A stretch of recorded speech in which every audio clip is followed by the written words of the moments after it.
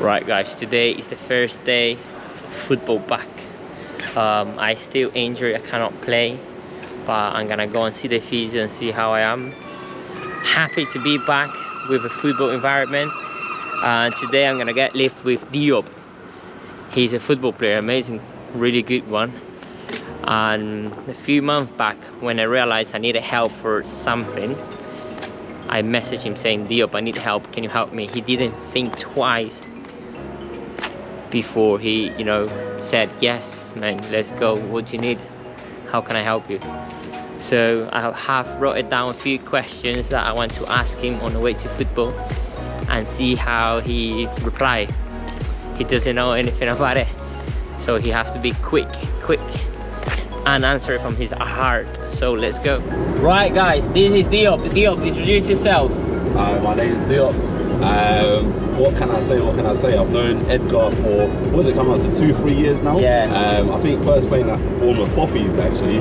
So yeah, that was an experience. Playing together this year at Burwood.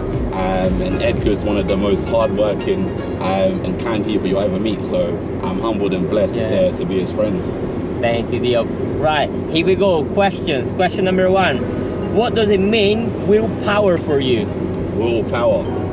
So when I think about willpower, the first thing that comes up for me is temptation. So willpower 1, being able to see that there's temptation there, but being able to endure that and not really fall to that. But even if you do fall to that, because we all do at times, being able to come back and not beating yourself up too much and being able to keep on going.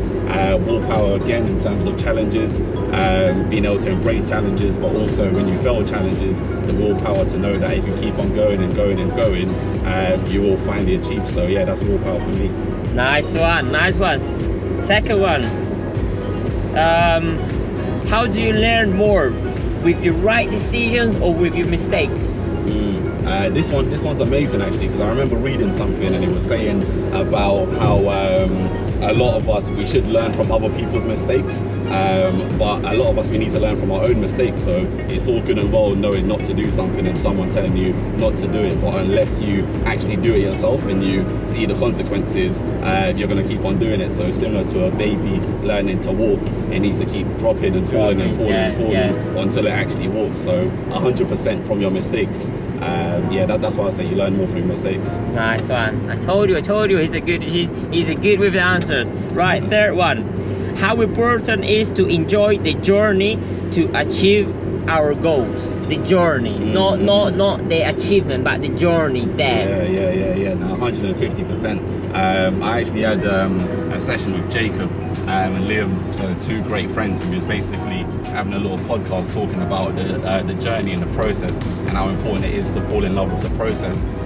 When you look at the process, you've got the big picture in regards to the outcome of the goal that you want to achieve, so whatever it is, but it's the journey and the process which is the most enjoyable thing, because a lot of us, it's human nature we reach a goal or we achieve a challenge, and the next thing is, what's the next thing? And so if you can fall in love with that process of that every single day, regardless of if it's good or if it's bad, you're in that process of doing things that you enjoy, you start falling in love with that, you'll love yourself for it. So 150%, that's the most important thing. If you don't enjoy the process, you don't enjoy the journey, then you'll never get to the end goal. Very true. That's what I apply every time that I set up my goals, and then I get them, and then I get my crazy runs done, and then I think, right, what is next? I just came into his car and he said, man, that was crazy, 63 Ks, and then he asked me, what is next? I said to him, 100K, why not? Right, next one, give a message to people based on your life experience.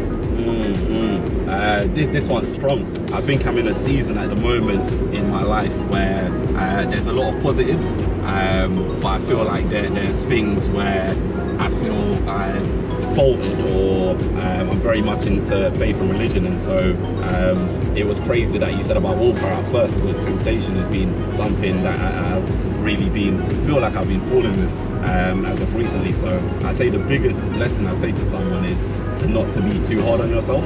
I think you always have to be your biggest fan, and it's human nature to mess up and to do things wrong, and just because you've done one thing wrong, it doesn't define you. So I'd say to not be too hard on yourself, and regardless of where you are, that's not where you're going to be. The plan that the Lord has for you, that vision that He's got for your life is awesome. And I can't remember the exact wording of the phrase, but it says God has plans not to harm you, but for you to prosper.